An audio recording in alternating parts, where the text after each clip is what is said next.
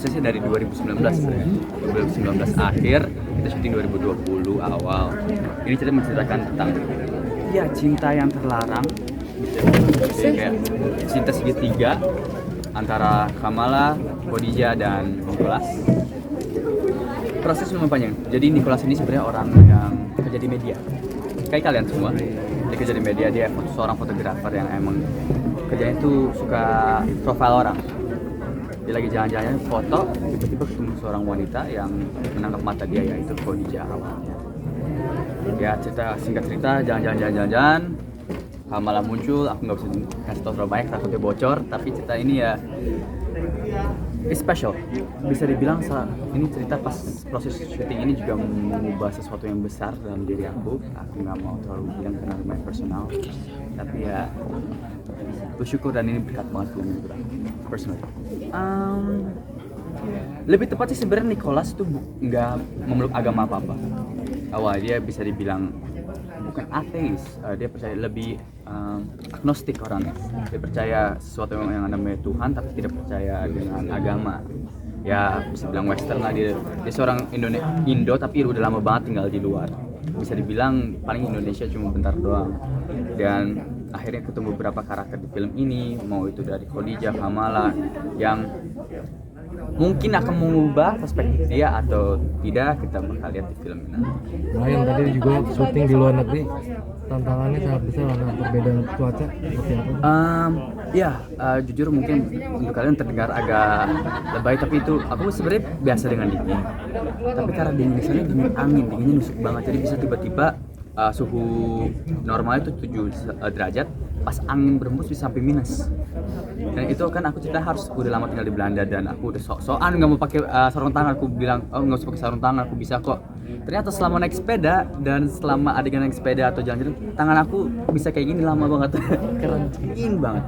Itu satu hal, mungkin juga dari sisi kamera karena angin berembus sangat kencang. Jadi awan tuh suka tiba-tiba terang, tiba-tiba gelap. Dan aku selalu bilang sebelum take itu kita pasti selalu menggigil. Jadi mungkin kalau ada getaran suara atau apa antara kita pemain, karena emang cuacanya lumayan nggak terbiasa. Apalagi ada adegan yang bisa dilihat pas aku foto sama si Kamala, dia seorang orang seni, kita foto di tempat yang baik kecil-kecilnya. Dan itu kalau bisa bilang kalau bisa kerok, aku kerokan pulangnya tuh. Cara mengatasinya pertama kita dikasih heat pack, tapi ya lama-kelamaan heat pack itu nggak ada rasanya. Dikasih botol isi air panas, tapi air panas itu cuma panas untuk semenit, terus harus diisi lagi, dibuang lagi, diisi lagi, dibuang lagi. Selalu minum hangat itu pastinya. Dan kalau bisa berkumpul lebih dekat, kumpul lebih banyak, ketika deket-deketan kasih jaket ekstra, itu kita cara mengatasi itu. Tapi ya pas take mau gimana pun cuacanya kita harus fokus ke scene-nya. Dan scene itu membantu banget karena langsung bisa ngelupain semuanya, focusing on the pemain, lawan pemain aku sama adegan. Sempat kena badai nggak? Kena badai? Itu emang kayak badai aja di sana. Ada satu adegan di mana kita syuting udah anginnya lumayan banget, dan kita syuting di hampir 2 gedung gitu. Itu aku nggak bercanda, aku naik sepeda itu kedorong. Kamera tuh keangkat-angkat, kamera Alexa Mini, kamera film itu keangkat-angkat. Nggak ada pakai poli-polian soalnya nggak bisa. Itu saking kencangnya angin di sana kayak gitu. Enggak, Mungkin badannya di sana.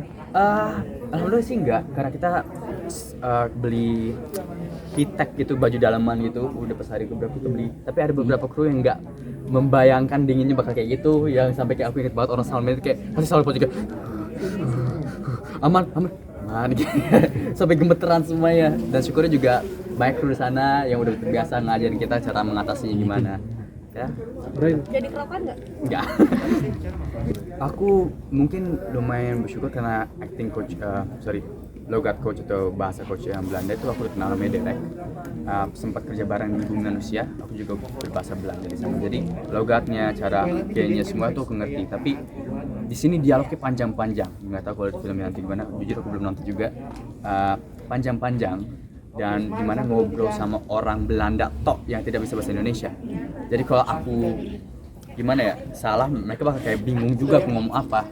Dan ada beberapa adegan yang emang diharuskan improv bahasa Belanda. Jadi syukurnya di sana juga kita selalu disiapkan ada orang Belanda tapi Indonesia fasih banget, lebih lancar, baku banget, lebih lancar. Namanya siapa? Dan namanya.